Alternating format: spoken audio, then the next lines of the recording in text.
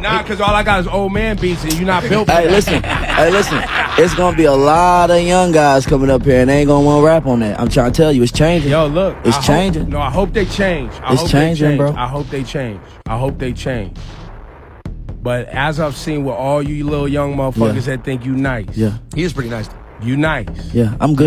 Y'all get to like 27, 28, and y'all niggas get to struggling, and y'all be trying to come back and find that sound. I ain't gonna struggle, bro. All right, we're gonna see. We gonna see. Oh, you gonna learn. And guess what? I'm gonna be here. Yeah. It's gonna be totally different too. Like I'm gonna be all the way a rock star by then. Bro, you're not even the same vert, bro. You fell off, bro. Bro, you're not the same vert, bro. Love versus the world, it's you versus you. Like, love versus the world is the vert that was OD. Like, you fell off, bro. You're not the same vert. All right, so bad. You fell off, bro. How about that? You fell off. Lil Uzi Vert fell off. Lil Uzi Vert versus the world, like, money longer. Money longer and shit like that. That's the vert I jack. I don't jack. Right now it's Lil Uzi versus Lil Uzi. Like, it's you versus yourself, bro. That's fire. It's you versus CC.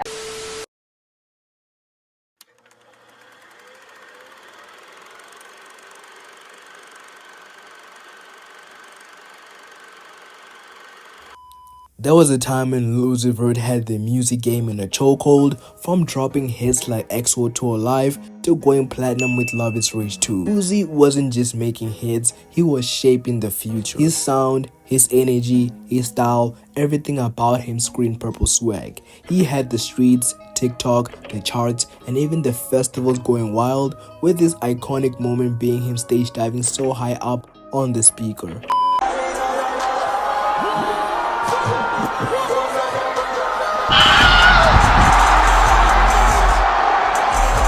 One of the Rolling Louds, you took a huge stage dive. What do you... Oh, there's Lil Uzi. Oh, there's Lil Uzi. Lil Uzi. Oh, no. Lil Uzi, here we go. Oh, he's really running.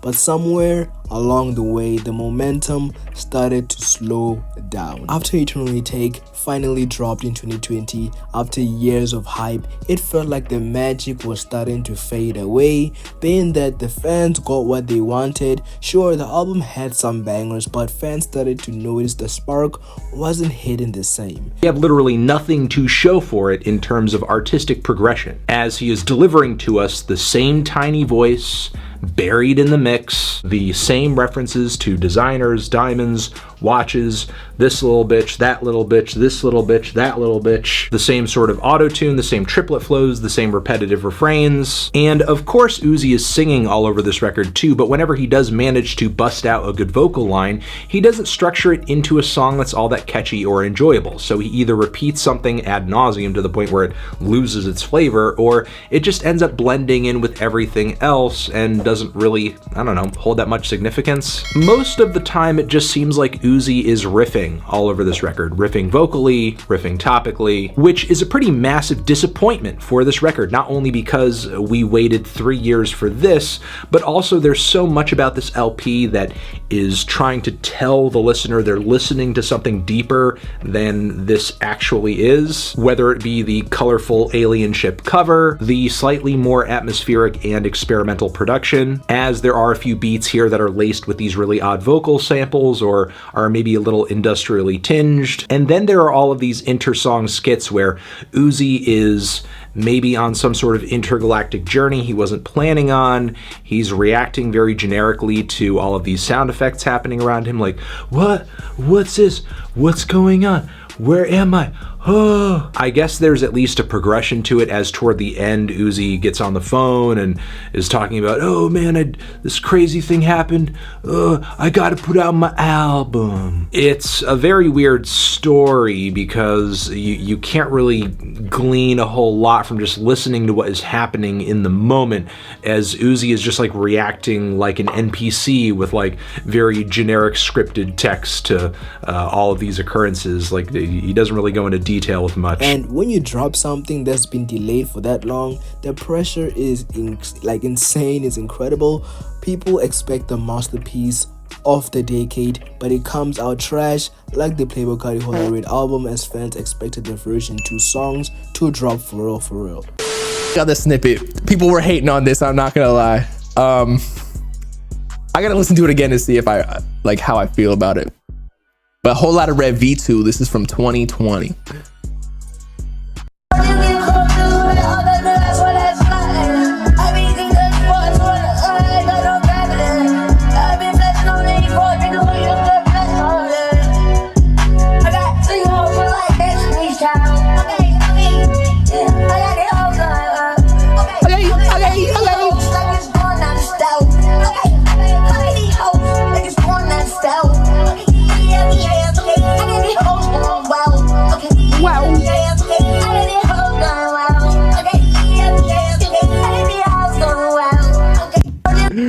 All right, chat. What are we thinking? What are we thinking?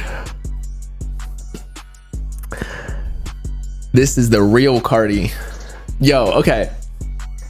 This is what I think really happened. So, during a whole lot of Red V2, everyone was so thirsty for music that people were just gonna accept whatever. Now, there were some honest people who said they didn't like it necessarily. Also, Cardi dropped Atman with the fetus voice, kinda. And it got a lot of hate, even though I actually liked that song. I just want to point that out. I've always said that I liked it. So, he saw that it got a lot of hate. So, he kind of like pivoted and went towards like the vamp shit, which actually dropped a whole lot of red. But, again, I think that most people who really like, because they're even under this, there's like, wow, my goat, or like, it sounds beautiful. Like, people were just acting like they liked it, or they believe themselves to like it because they were so starved of food. It's like you're in the Sahara Desert, right? We're in the middle of a whole lot of red rollout. It's 2020. Cardi hasn't dropped in 2 years. Meanwhile, he said in 2019 he's dropping in 6 weeks or 60 days or whatever, which is what, 8 weeks? So you're just waiting on it, like, oh shit, like it's any day now, it's any day. Ronnie Lee is posting Instagram stories of red moons and shit, being like, it's coming soon. Meanwhile, it's been a whole year since the first time she said that. Then came Pink Tape in 2023. It had a massive rollout, placing a big #1, but let's be real, it didn't stick the way fans expected. The experimental sounds were bold and appreciative, but the replay value just wasn't there, you know? Occasionally, Uzi will work in a nice little phase change with one of these tracks when working with their producers. Deeper into the project, there are a handful of super synthy trap cuts that feel like they could have been on Eternal Atake, but maybe this time around sounding a little more colorful and vibrant. Be that X2 or the track Pluto to Mars, whose title makes me wonder if it's like a holdover from 2020. There's also Died and Came Back, which I do appreciate for adding to the overall variety of the project, but still. The song does feature one of the most annoyingly strained flows on the entire record, to the point where it's really unlistenable to me and I skip it each time it comes on. Not to mention, rigatoni is not spaghetti! Is one of the worst opening lines of any song I've heard this year. And like, if you needed an update on Uzi Vert's pen game, yeah, it's still not good. To this day, they're clearly still an artist who connects with their fans more through how the music feels versus what it actually says. The midpoint of this project is where things begin to get a little dicey. There is Spin Again, which in comparison with every other track here is so dejected and low energy. It's painfully lethargic. And we have kind of the opposite problem on the following That Fire, where Uzi is hitting the beat with loads of nutty and insane flow and inflection changes. I'm not saying that you're wrong because, you know, everybody hit the lottery. Right. But I like those times when it's 50-50, when your fan base get to fight the world. They actually conquer. And it's like some 300 shit is on a couple of your fans. Yeah, some gladiators. Fighting this whole world, and they make sure that, you know, your record make it to the top. That's what I like. I like that 50-50 feeling. I don't like feeling like things been given to me, because nothing's ever been given to me my whole career. A lot of longtime fans felt disconnected, like Uzi was drifting too far from what made him blow up in the first place. And while all that was happening, the music scene around him started evolving fast, new artists popped up, styles shifted, and Uzi's influence didn't feel as dominant anymore. It wasn't that he was completely off the radar, but more like he wasn't the main character being the competition grew bigger, with rappers like Non-Vicious killing the scene. To make things more complicated, Uzi started teasing retirement in 2024 performance. He told the crowd Love Is Rage 3 will be his last album. You know, Love Is Rage 3 will be my last album. No, it's relax. It's okay.